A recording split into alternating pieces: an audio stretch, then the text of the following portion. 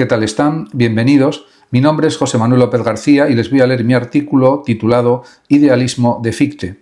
Fichte es uno de los filósofos que convierte al yo en libertad. Podemos preguntarnos, ¿y si el mundo que creemos encontrar delante de nosotros fuera, en último término, inseparable de la actividad de nuestra propia conciencia? Esta cuestión permite entrar directamente en el corazón de la filosofía de Johann Gottlieb Fichte, 1762-1814, uno de los grandes representantes del idealismo alemán. Su pensamiento radicalizó la filosofía trascendental de Kant y convirtió la actividad del sujeto en el principio desde el que debía comprenderse tanto el conocimiento como la realidad, la libertad y la moral. Fichte nació en Ramenau, Sajonia, en 1762, en el seno de una familia humilde.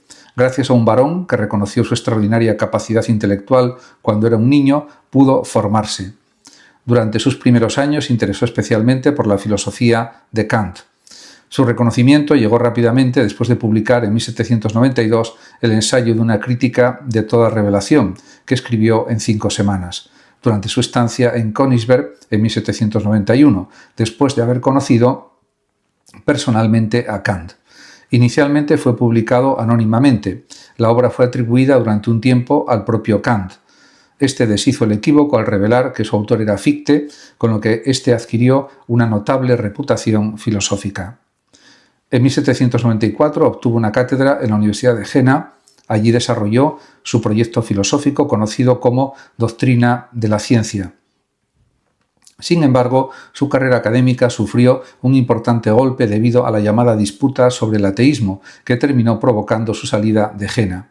Posteriormente fue profesor en Erlangen, Königsberg y en la recién fundada Universidad de Berlín de 1810 a 1814, y en 1811 fue elegido como primer rector de esta. Fichte murió en Berlín víctima de una epidemia de tifus en 1814 a los 51 años. El idealismo de Fichte se denomina generalmente idealismo subjetivo o idealismo trascendental. Parte de Kant, pero considera que éste no había llevado hasta sus últimas consecuencias la revolución copernicana de la filosofía. Si Kant había mostrado que nuestra experiencia está estructurada por las formas y categorías del sujeto, Fichte intenta encontrar un principio absolutamente primero desde el que reconstruir sistemáticamente toda la filosofía. Este principio es el yo. Pero el yo de Fichte no debe entenderse simplemente como el individuo psicológico, como la personalidad concreta de cada ser humano. Se trata de un yo trascendental, una actividad originaria de autoconciencia. El yo no es fundamentalmente una cosa, es actividad, espontaneidad y libertad. Por eso el idealismo fictiano recibe también el nombre de idealismo ético.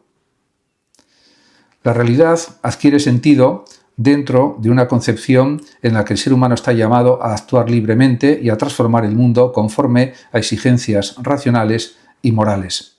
Para Fichte, el yo es el principio absoluto, el yo se pone a sí mismo.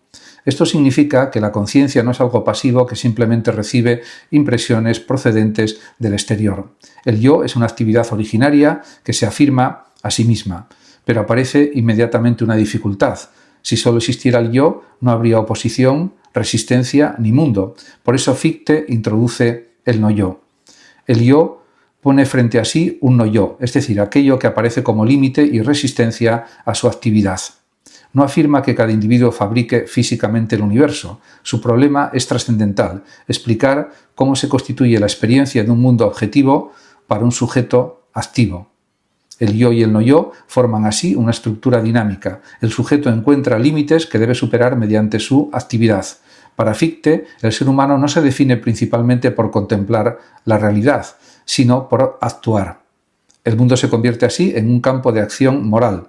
La libertad no significa hacer arbitrariamente lo que uno quiera, significa actuar conforme a la razón y orientar la propia existencia hacia la realización del deber.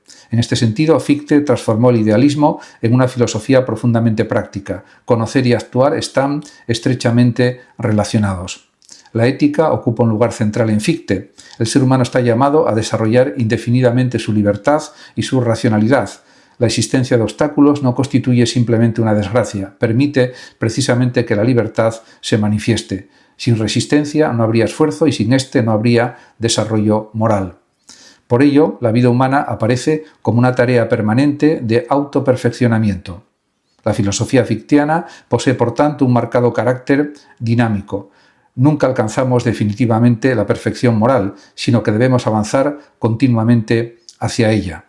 En cuanto a su teoría del conocimiento, su gran proyecto filosófico fue la doctrina de la ciencia. Pretendía construir una ciencia filosófica fundamental capaz de mostrar cómo se articulan sujeto, objeto, conocimiento y acción. Entre sus obras principales se encuentran El Estado comercial cerrado y El destino del hombre de 1800, Doctrina de la religión de 1806 y Discursos de la nación alemana de 1808. Fichte está convencido de que el yo debe desplegarse como actividad libre. El mundo deja de aparecer como un simple escenario que contemplamos y se convierte en el ámbito en el que nuestra libertad debe realizarse. Muchas gracias a todos por su atención y hasta mi próximo vídeo. El que lo desee puede compartir este vídeo, darle like o suscribirse a mi canal de YouTube, que ya dispone de más de 14.000 vídeos. Muchas gracias a todos y hasta mi próximo artículo y vídeo. Hasta siempre.